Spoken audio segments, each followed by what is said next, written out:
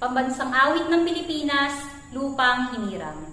Bayang magiliw, perlas ng silanganan, alab ng puso, sa dibdib mo'y buhay.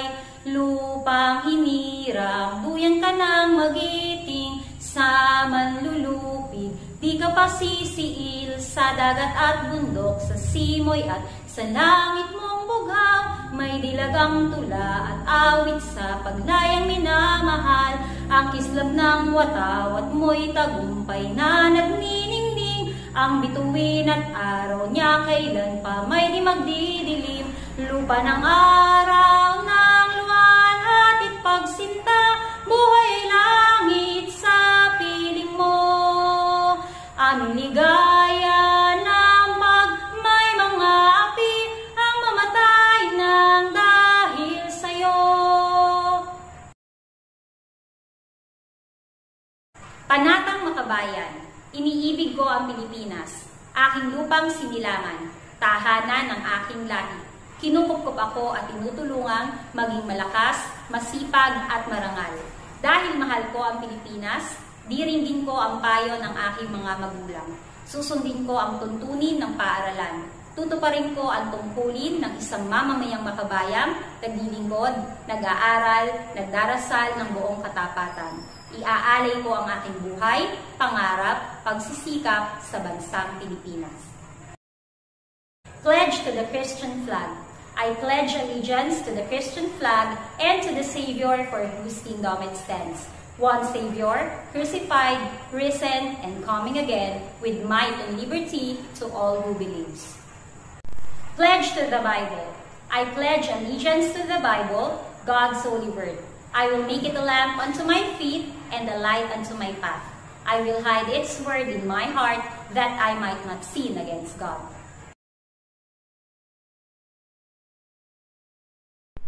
Good morning, Sisijans. Welcome muli sa ating morning devotion. At ako si Pastor Edward, muli ninyong makakasama. At ngayon ay pang-apat na araw na ng ating devotion sa week 4 at magkakaroon tayo mamaya ng quiz.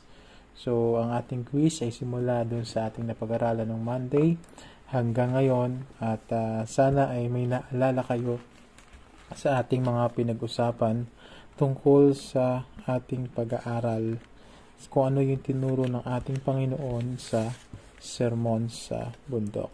So, alam ko marami na kayong natutunan, especially tungkol sa mga turo ng ating Panginoon kung paano tayo dapat mamuhay. Mahalaga na meron tayong batayan kung paano tayo dapat mabuhay at hindi lang tayo basta sumasabay sa agos ng mundong ito, kundi meron tayong absolute truth kung saan kung ano yung sinasabi ng Lord sa atin kung paano tayo mabuhay. Okay? So, ibig sabihin, hindi pwedeng baliin sa kahit anong sitwasyon, panahon, o custom and tradition ang tinuro ng ating Panginoon sapagkat ito ay katotohanan. So, ngayong umaga, bago tayo magsimula, tayo muli ay manalangin at humingi ng tulong sa ating Panginoon. Father God, magandang umaga po sa iyo at tulungan mo po muli kami na maunawaan ang aming mga mapag-uusapan at hayaan mo po, Panginoon, na hindi lang namin ito marinig at hindi lang namin ito matutunan, hindi lamang ito matigil sa aming mga isipan, kundi, Panginoon, hayaan mo na ito ay maging kayamanan ng puso namin at maging gawa ng aming mga kamay. Sa pangalan ng Panginoong Hesus, Amen. So, ngayong umaga, pupunta naman tayo sa ating pag-uusapan na ang title nito, kung titingnan mo sa Bible na may mga title, ay Love Your Enemies. So, what makes Christianity so unique is how he or she respond to hurt, adversity, suffering, and persecution. Now, sa Matthew chapter 5, ito yung tinuturo sa atin ng Panginoon, love your enemies. So, if you have your Bible with you, please open it at Matthew chapter 5 verses 43 to 48. So, let's start. You have heard that it was said, you shall love your neighbor and hate your enemy. So, yan ang mababasa natin sa ESV. So, basahin natin sa King James Version. Ye have heard that it had been said, thou shalt love thy neighbor and hate thine enemy. But I say unto you, love your enemies, bless them that curse you, do good to them that hate you, and pray for them which despitefully use you and persecute you, that ye may be the children of your Father which is in heaven. For he maketh his sun to rise on the evil and on the good, and sendeth rain on the just and on the unjust. For if you love them which love you, what reward have ye? Do not even the publicans the same? And if you salute your brethren only, what do ye more than others? Do not even be publicans so? Be ye therefore perfect, even as your Father which is in heaven is perfect. So, tingnan natin sa mababaw na salin ng Tagalog. You have heard that it was said, you shall love your neighbor and hate your enemy. But I say to you, love your enemies and pray for those who persecute you, so that you may be sons of your Father who is in heaven. For he makes his sun rise on the evil and on the good, and send rain on the just and on the unjust. For if you love those who love you, what reward do you have? Do not even the tax collectors do the same? And even if you greet only your brothers, what more are you doing than others? Do not even the Gentiles do the same? You therefore must be perfect, as your heavenly Father is perfect. So Jesus taught us to love even our enemies, which is very hard. It is easier to retaliate than to express love to someone who don't even care and does not care for us. But Jesus teach us in different way to love our enemies and pray for those who persecute us. So, napakaganda ng itinuro sa atin ng ating Panginoon na unang-una, ipinakita niya dito na dapat mahalin natin ang ating mga kaaway. So, first, love your enemies. So, mahirap na mag-express ng pagmamahal kung unang-una ang mga tao na pagpapahayagan mo ng iyong pagmamahal ay hindi naman nagpapakita ng concern ng pagmamahal. Subalit, ang turo ng ating Panginoon, ang mga tao na gumagawa sa atin ng hindi maganda ay dapat mahalin natin. Okay? Sabi sa Tagalog, ngunit sinasabi ko sa inyo, ibigin ninyo ang inyong mga kaaway. Alam ko na hindi madali ito, pero ito yung paraan ni Jesus na tinuturo sa atin kung paano tayo dapat mabuhay. Na dapat marunong tayong magmahal at hindi tayo namimili ng ating dapat mahalin. So kahit pa yung mga tao na nakakasakit sa atin o yung ating mga kaaway ay dapat magpakita tayo sa kanila ng tinatawag na pagmamahal. Hindi peking pagmamahal kundi totoong pagmamahal, genuine faith, genuine love ang ating ipapakita sa kanila at dapat maramdaman nila na tayo ay nagmamahal. So sabi ng Lord doon sa verse 43, you have heard that it hath been said, thou shalt love your neighbor and hate thine enemy. Sinasabi na mahalin mo ang iyong kapwa at kapuotan mo ang iyong kaaway, pero hindi yun eh. Ang sabi ng Lord, ngunit ito ang sinasabi ko sa inyo, ibigin ninyo ang inyong mga kaaway. Love your enemies. So yun yung una. Pangalawa, pray for those who persecute you. So, sabi ng Lord, but whosoever shall smite thee, bless them that curse you.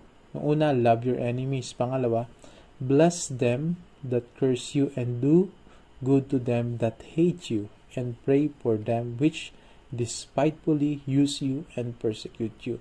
So, dito sa King James Version, mahaba.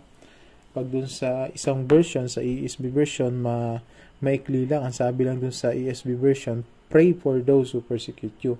Pero sa King James Version, kung makikita natin dito, sabi ng Lord, love your enemies, bless them that curse you. Pagpalain mo yung mga sumusumpa sa iyo. So, hindi lang pala pagmamahal, kundi kailangan mo rin na i-bless yung mga tao na ito. Diba? Sabi dito, bless them that curse you, do good to them that hate you. So, pakitaan mo ng maganda yung mga taong nagagalit sa iyo. So, madali ba yun, mga anak? So, pero ito yung tinuturo sa atin ng Lord na dapat nating lakaran. Na mahalin natin ang ating mga kaaway, pagpalain natin ang mga sumusumpa sa atin, magpakita tayo ng mabuti sa mga nagagalit sa atin at ipanalangin natin yung mga nanggagamit sa atin at yung mga pinapahirapan tayo. So sabi doon, pray for them which despitefully use you and persecute you. So mahalaga pala na ipanalangin mo yung mga tao na mga gumagamit at manggagamit at mga nagpapahirap at pinapahirapan ka. So, dapat pala, hindi mo lang sila mamahalin, kailangan ipanalangin mo din sila. Dapat marunong ka magpala sa mga taong sumusumpa sa iyo. At magpakita ng mabuti sa mga taong galit sa iyo. So, medyo iba yung turo ng Lord kung titingnan mo yung pamantayan ng mundo. Sapagkat ang pamantayan ng mundo, kung galit sa iyo, di magalit ka din. At kung ikaw ay nasaktan, di ikaw ay gumante. Pero ang sabi ng Lord, mahalin mo yung mga tao na ayaw sa iyo. At magpakita ka ng mabuti sa kanila. At ipanalangin mo sila, pagpalain mo sila. At ano yung mangyayari pag ginawa mo yung mga bagay na ito? Ang mangyayari dyan, makikita natin sa verse 45, that ye may be the children of your Father which is in heaven. Okay?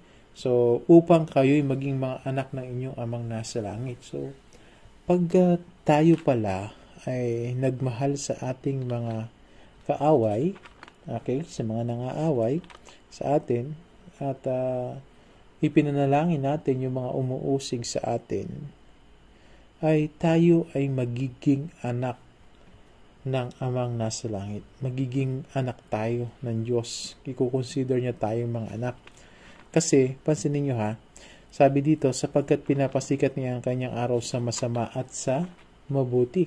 So, makikita natin dito na napakabuti ng Lord. For God is so good that He makes the sun rise on the evil and on the good, and send rain to just and unjust. So, hindi madamot ang Lord, hindi namimili ang Lord.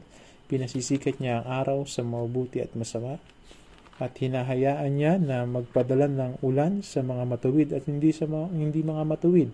So, makikita natin dyan yung goodness ni God, na kung saan na hindi siya namimili ng mga tao.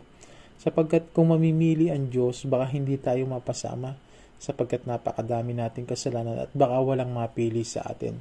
Pero sa kanyang habag at biyaya, pinasisikat niya ang araw sa mabubuti at sa masama, at pinapadala niya ang ulan sa mga makatarungan at hindi makatarungan, sa matuwid at sa hindi matuwid. So, ganyang kabuti ang ating Panginoon. Okay? Sabi sa verse 46, for if you love them which love you, what reward have ye? So, kung iniibig lamang natin ay yung mga umiibig sa atin, anong gantimpala meron tayo? Ibig sabihin pala, kung mamahalin mo ang iyong kaaway at papanalangin mo sila, at ang mga sumusumpa sa iyo ay pagpapalain mo at papakitaan mo ng mabuti yung mga gumagawa sa iyo ng masama, meron palang reward si Lord. Okay? So, anong gusto nyo? Reward ni Lord o gusto nyo na lang naggumante sa mga kaaway nyo? Di ba parang mas masarap tanggapin yung reward ni Lord? At ngitian na lang natin yung mga tao na gumagawa sa atin yan. Sundin na lang natin yung tinuturo sa atin ng Panginoon. Di ba? So, kasi kung gagawin natin yung mga bagay na ginagawa din sa atin ng iba, wala tayong pinagkaiba sa kanila. Sabi nga dito, hindi ba gayon din ang ginagawa maging ng mga maniningil ng buwis? At kung mga kapatid lamang ninyo, sabi dito, kung mga kapatid lamang daw yung babatiin, diba? anong pagkakaiba natin sa iba. Diba? At kung mga kapatid lamang ninyo ay inyong binabati, anong ginagawa ninyo na higit kaysa iba? Hindi ba't ang mga hentil ay gayon din ang ginagawa? So, di ba, ganun din ang ginagawa ng iba? Gagayahin mo pa ba yun? Di ba, hindi naman. So, kaya dapat magpakita tayo ng kaibahan. Sapagkat sabi ko nga sa inyo, hindi madali ang lalakaran natin sa pagsunod sa Panginoon. Kasi iba yung kanyang pamantayan kaysa sa pamantayan na ito. If you select who will you love, then you will not have a reward. So, kung mamimili ka ng mga taong mamahalin, hindi ka magkakaroon ng reward mula sa ating Panginoon. So, sabi sa last verse, verse 48, Be ye therefore perfect, even your Father which is in heaven is perfect. We must be perfect as our Father in heaven by loving our enemy and pray for those who persecute us. So, sabi sa verses na ating mga nabasa, especially sa verse 45, if we love our enemies, if we bless those who curse us, and do good to those who hate us, and pray for those who despitefully use us and persecute us, then we will be called children of our Father which is in heaven. So, if we are children of our Father in heaven, then we are expected to love our enemies because God loves us. Diba? Mahal tayo ng Diyos kahit na hindi pa tayo mabuti. Okay? Hindi pa tayo mabait. God show His love for us sa pamamagitan ng pagpapadala ng kanyang anak na si Jesus Christ na namatay sa krus ng Kalbaryo upang ibigay ang kanyang buhay upang tubusin tayo sa ating mga kasalanan. Hindi hinintay ni Lord na maging mabait tayo para gawin niya yung mga bagay na yon, kundi ready siyang patawarin tayo once na lumapit tayo sa Kanya. At hindi siya namimili, hindi siya nambabaoy. Kaya dito sa turo ng ating Panginoon na love our enemies, God expect us to love all people. So, walang pinipili kagaya ng pagmamahal sa atin ng Panginoon. Bagamat mahirap, hindi madali, pero ito yung daan na gustong padaanan sa atin ng mga Panginoon. Kaya mga anak, kung gusto niyo ng reward kay God, huwag kayong mamili ng mga taong mamahalin. Okay? Sabi, love your enemies, bless them that curse you, do good to them that hate you, and pray for them which despitefully use you and persecute you, that ye may be the children of your Father which is in heaven. That's why tatawagin tayong perfect, hindi dahil sa perfect ang pag-uugali natin, kundi kagaya ng ating amang nasa langit, na kung saan siya ay nagmahal sa atin sa gitna ng ating sandamakmak na kasalanan. Okay mga anak, so ipakita natin ang pagmamahal natin sa lahat ng tao at ipanalangin natin sila. Kaya sana may natutunan kayo sa 4 na araw natin na pag-aaral at kung paano tayo dapat mabuhay. So sa susunod na linggo, magsisimula naman tayo sa chapter 6. Okay, tayo manalangin. Panginoon, maraming salamat po sa umaga na ito. Hayaan mo na maging pagpapala ang iyong mga salita sa lahat at magdala ito ng pagbabago ng puso at ng isipan at ng aming pagkilos. Hayaan mo po, Panginoon, at tulungan kami ng Banal na Espiritu Santo. Maraming salamat po at pinagkakatiwala po namin sa iyo ang araw na ito na ikaw,